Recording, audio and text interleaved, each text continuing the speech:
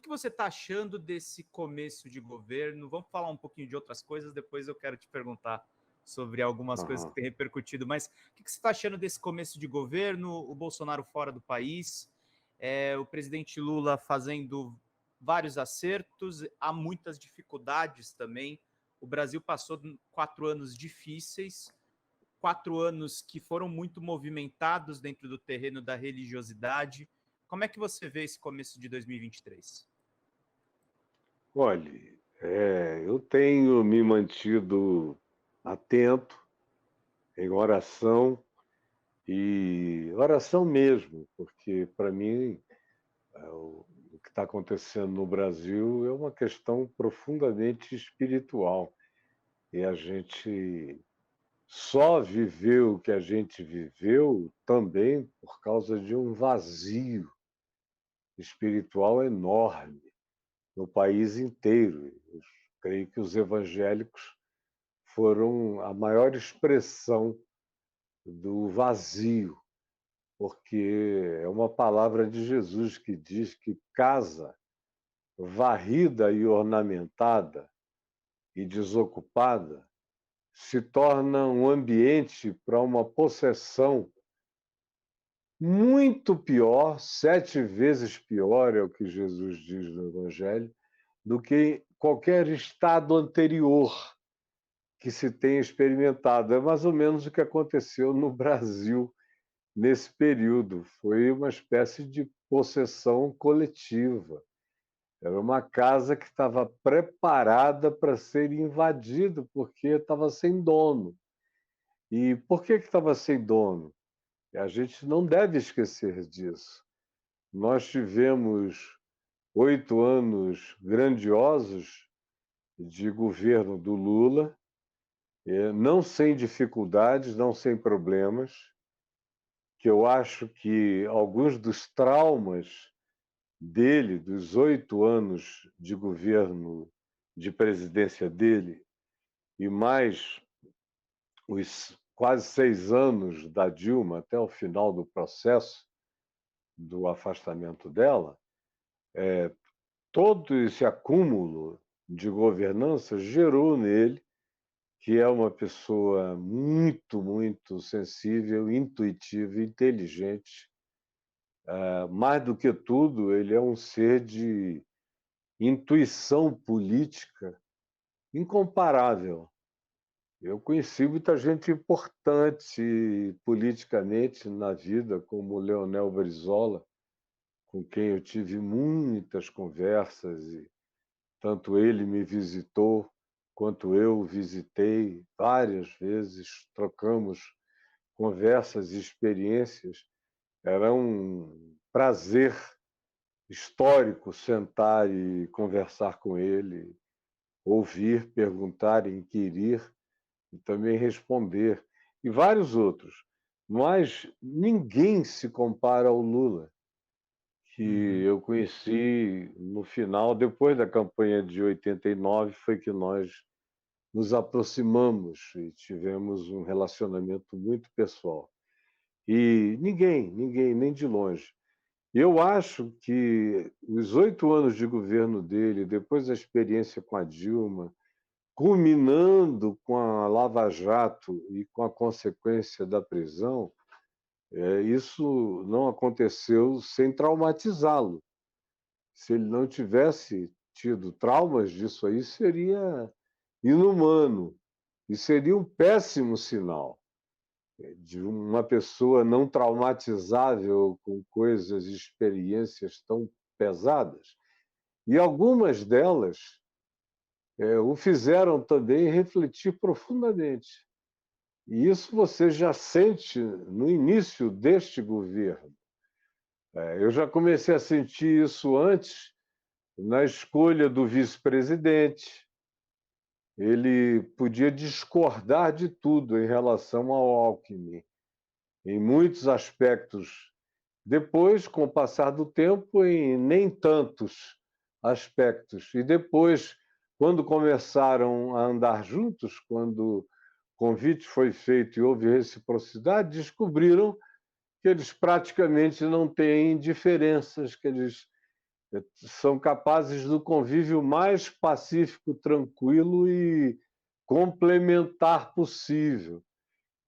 Provavelmente ele nunca viajasse para o exterior tão tranquilo quanto ele vai viajar nessa gestão atual, porque ele sabe que tem um vice-presidente que não é um gênio inventor de genialidades e não quer propor nada avassaladoramente diferente, nem aproveitar qualquer ausência dele para qualquer aventura. Então, isso dá uma tranquilidade muito grande. A gente também vê as atitudes do trauma, da experiência que ele teve, das muitas, no fato de que, conquanto ele diga não quero nenhum ministro dando uma de Einstein, com genialidades particulares aqui, tudo tem que ser trazido para a Casa Civil, mas a Casa Civil é o nome do lugar onde ele toma a decisão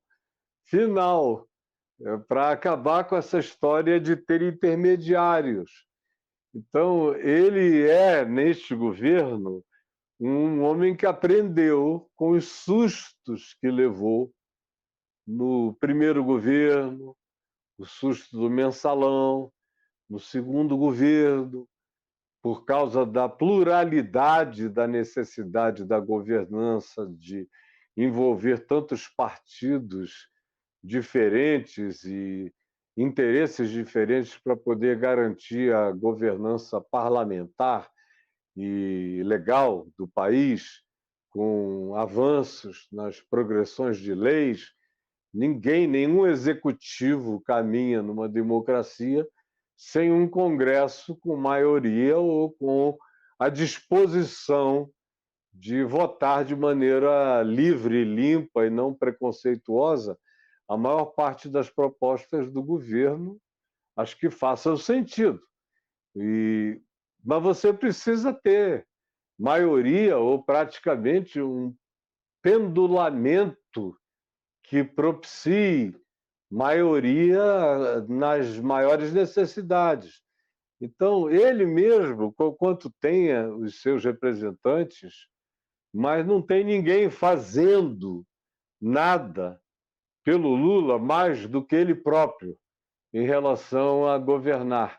É por isso que ele disse ao Haddad, e disse a Simone, e disse aos outros quando estava naquela questão de nós podemos ter olhares diferentes demais. O Haddad e a Simone era o argumento de um lado e de outro, que eles talvez fossem muito díspares nas propostas, e o Lula disse não. Para os dois sentados ali, um ao lado do outro, na frente dele, não tem problema, podem propor o que for, porque no final sou eu quem decide. Eu desempato qualquer coisa na direção das minhas convicções. Então, eu noto nesse novo governo um presidente muito e super experiente, ao mesmo tempo em que não quer correr risco nenhum de dar espaço para aventuras que possam ser feitas em nome dele, em nome do governo dele, ou em nome da governança dele, sem que seja uma coisa completamente alinhada com as convicções dele. Ou seja, eu percebo nesse início de governo que há uma participação intensa dele, conversando e dialogando em todos os níveis, em todos os sentidos. Ele é o principal articulador de si mesmo.